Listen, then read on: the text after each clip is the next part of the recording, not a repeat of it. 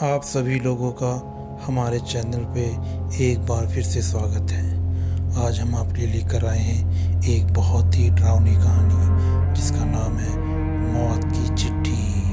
तो देर न करते हुए चलिए सीधा बढ़ते हैं कहानी की तरफ। एक आदमी मूसलाधार बारिश में अपने सिर पर लकड़ी का बक्सा लिए अनाथाश्रम के अंदर दौड़ा जा रहा है। उसने अनाथाश्रम के दरवाजे पर वो बक्सा रखा और घंटी बजाकर भाग गया। घंटी की आवाज सुन जैसे ही अनाथाश्रम की वार्डन ने दरवाजा खोला तो उसे अपने सामने एक बक्सा दिखाई दिया, जिसे खोलकर देखने पर उसके होश उड़ गए। कोई 2 दिन की बच्ची को खूब सारी चिट्ठियों के साथ एक बक्से में बंद कर अनाथाश्रम के दरवाजे पर छोड़कर भाग गया था। एक औरत स्टडी टेबल पर बैठी रोते हुए किसी को खत लिख रही है। उसके हाथ पैर में खूब सारे कटने के निशान भी हैं, पर उसका लिखा एक भी अक्षर कागज पर दिखाई नहीं दे रहा। उसने पूरा खत लिखकर उसे अच्छे से मोड़ा और एक लकड़ी के बक्से में डाल उसे बंद कर दिया। पर अभी उसे एक काम और करना था, जिसके लिए उसने ऊपर पंखे पर साड़ी डाल रखी थी। फिर साड़ी से फांसी का फंदा बनाते हुए एक कुर्सी पर खड़ी हुई ही थी कि तभी 2 लोग दरवाजा तोड़कर कमरे के अंदर घुस आए। इतनी जल्दी खुशियां नहीं मिलती कुमुद, उसके लिए पहले बहुत सारा दुख सहना पड़ता है। जिन 2 लोगों ने दरवाजा तोड़ा था उनके साथ एक औरत भी कमरे में आई थी, जिसने कुमुद के मरने की कोशिश नाकाम कर दी। तुम मार क्यों नहीं देती मुझे? जिंदा क्यों रखा है मुझे? तड़पने के लिए तुझे जो चाहिए मैं तुझे दे चुकी हूँ। अब मैंने एक मरे हुए बच्चे को जन्म दिया तो इसमें मेरा क्या कसूर है? फल खराब होने से पेड़ को नहीं काटा जाता, बल्कि उसका इलाज किया जाता है। अब तेरा भी इलाज होगा। ले चल इसे बेसमेंट में। औरत का फरमान सुन कुमुद डर गई थी। उसने तुरंत ही फंदा गले में डाला और कुर्सी को झटके से गिरा बीच हवा में तड़पने लगी। पर वो जल्दी ही उसे फंदे से निकालकर जबरदस्ती बेसमेंट में ले गए। बेसमेंट दरअसल ऑपरेशन की जगह थी, जहां पहले से ही चारों तरफ खून और मांस के लोथड़े पड़े हुए थे। ये सब देखकर कुमुद जोर जोर से चीखने लगी। उसे लगा शायद कोई उसकी चीख सुनकर उसकी मदद के लिए आ जाए, शायद आज उसकी जान बच जाएगी। पर उसकी आवाज सुनकर तो खूब सारे नवजात बच्चों के रोने की आवाजें आने लगी और देखते ही देखते कुमुद को ऑपरेशन टेबल पर लेटा कर बांध दिया गया। इसके बाद बिना बेहोश किए ही कुमुद का ऑपरेशन शुरू हो गया। बहुत चीखने, चिल्लाने और रोने के बाद कुमुद ने तड़पते हुए अपनी जान दे दी। वो जिंदा से मुर्दा हो गई। इधर कुमुद ने जिस बक्से में अपना लिखा हुआ खत डाला था, उसमें अचानक से एक हलचल हुई। तभी एक आदमी चुपके से कमरे में आया और वो बक्सा उठाकर घर से दूर जंगल की ओर चल दिया। 27 साल बाद राजीव और सुहानी शादी के 3 साल बाद अपना दूसरा हनीमून मनाने देहरादून आए हैं। मगर शहर के शोर शराबे से दूर उन्होंने एक ऐसा बंगला चुना जहां महीनों तक किसी का आना जाना नहीं होता। बंगला तो अच्छा है राजीव, पर बहुत दूर भी तो है। हाँ, अब दूरियां तो हमारे बीच भी बढ़ गई है ना, उसे कम करने के लिए ही तो हम यहाँ आए हैं। अब ज्यादा सोचो मत, इस जगह की भी एक खास हिस्ट्री रही है। हिस्ट्री? देखो, फिर जाग गया ना तुम्हारा रिपोर्टर वाला दिमाग। खबर सुनी नहीं कि रिपोर्टिंग चालू। नहीं बताना है तो मत बताओ, पर फालतू के जोक मत मारो। अब मुझे इन पर हंसी नहीं आती। अच्छा बाबा, ठीक है, बताता हूँ।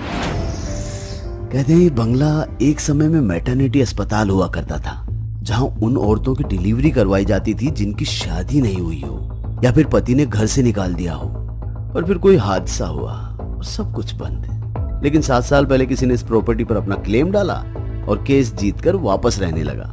अपने पति राजीव की बात सुन सुहानी एक पल को सोच में पड़ गई, पर तभी उसे ऐसा लगा जैसे बंगले की खिड़की से कोई उसे देख रहा है। लेकिन गौर से देखने पर उसे कोई दिखाई नहीं दिया। फिर खुद ही इसे अपने दिमाग का वहम मान सुहानी अपने पति के साथ बंगले के अंदर जाने को चल दी। बंगले में दोनों के स्वागत के लिए एक अधेड़ उम्र की महिला हाथ में फूल लिए खड़ी थी। हाय, मैं मैडम लिली। आपको यहाँ आने में कोई तकलीफ तो नहीं हुई? मैडम लिली की बात सुनकर सुहानी ने मुस्कुराते हुए नामे सिर हिलाया और बंगले को गौर से देखने लगी।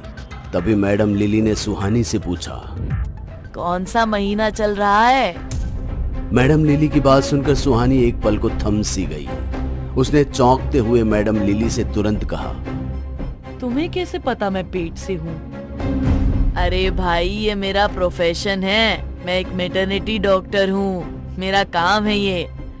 क्यों, तुम्हें क्या लगा मैं कोई डायन या भूतनी हूँ जिसे सब अपने आप ही पता चल जाता है? मैडम लिली की बात सुनकर सुहानी हंसने लगी। बहुत दिन बाद सुहानी को इस तरह से हंसता देख राजीव को यहाँ आना सही लग रहा था। बातचीत होने के बाद राजीव और सुहानी ने मैडम लिली के साथ ही डिनर किया और फिर सब अपने अपने कमरे में जाकर सो गए। राजीव और सुहानी दिन भर की भाग दौड़ से थक गए थे, इसलिए बिस्तर पर गिरते ही दोनों गहरी नींद में सो गए। रात अभी अपने उफान पर थी, तभी सुहानी को ऐसे लगा जैसे कोई उसके पैर में गुदगुदी कर रहा है। राजीव, सोने दो ना, ये सब कल करते हैं, थक गई हूँ मैं बहुत। सुहानी ने नींद में बड़बड़ाते हुए जैसे ही करवट ली तो उसका हाथ बगल में सोए हुए राजीव पर गया, जिसे महसूस कर सुहानी की नींद एक पल में उड़ गई। राजीव अगर बगल में सोया हुआ है तो मेरे पास कौन था? खुद से कहते हुए जैसे ही सुहानी ने बिस्तर के नीचे देखा तो वहां कोई नहीं था। तभी उसे कमरे के बाहर एक सिक्के के गिरने की आवाज सुनाई दी। सुहानी ने जब बाहर जाकर देखा तो जमीन पर एक सिक्का गिरा हुआ था और उससे कुछ कदम दूर एक और सिक्का और उससे कुछ दूर एक और। सुहानी बारी बारी से एक एक सिक्का उठाते हुए एक दरवाजे तक आ पहुंची। उसने जब दरवाजा खोलकर अंदर देखा तो कमरे में घुप अंधेरा था और इसी कमरे के आखिर में उसे एक बक्सा भी दिखा जिसमें अपने आप ही कुछ हलचल हो रही थी। सुहानी शक करते हुए जैसे ही बक्से के पास पहुंची तो तेजी से दरवाजा अपने आप ही बंद हो गया और कमरे के कोने में खूब सारे बच्चों के रोने की आवाजें आने लगी। इतने सारे बच्चों की आवाज सुनकर डर के मारे सुहानी का हलक सूखने को हो गया। उसने तुरंत ही अपने फोन की फ्लैश लाइट जला। जैसे ही कमरे को देखा तो उसके होश ठंडे पड़ गए। कमरे में सैकड़ों 1 साल से कम उम्र के नवजात बच्चे थे, जिनकी आंखों की जगह 2 काले गड्ढे थे जिनसे खून और कीड़े निकल रहे थे।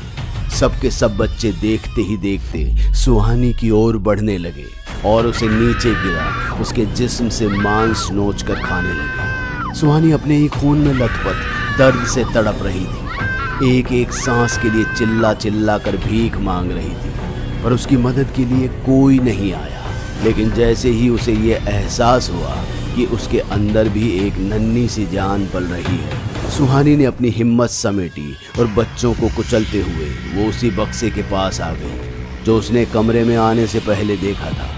उस बक्से में अभी भी हलचल हो रही थी, पर अजीब बात ये थी कि सैकड़ों नवजात बच्चे जो इस वक्त सुहानी के खून के प्यासे थे, उनमें से एक भी बच्चा उस बक्से के पास नहीं आ रहा था। सुहानी तुरंत ही समझ गई कि ये बक्सा ही उसे मरने से बचा सकता है। यही सोचकर सुहानी ने जैसे ही वो बक्सा खोला तो उसमें से तेज काली रोशनी निकली, जिससे सुहानी का चेहरा झुलस गया। फिर भी उसने बक्से को बंद करने से पहले अपना हाथ अंदर डाल कुछ ढूंढने की कोशिश की, पर उस बेचारी को क्या पता था कि उसने अपना हाथ खुद ब खुद मौत के मुंह में डाल दिया। सुहानी को ऐसे लग रहा था मानो उसने किसी जानवर के दांतों के बीच अपना हाथ रख दिया हो और वो जानवर उसके हाथ की हड्डी को चूरा बना रहा हो। अपनी पूरी जान लगाकर सुहानी ने जब अपना हाथ बाहर खींचा तो उसका हाथ लहूलुहान हो चुका था, लेकिन उसने पूरी ताकत से कुछ पकड़ा हुआ था, एक चिट्ठी।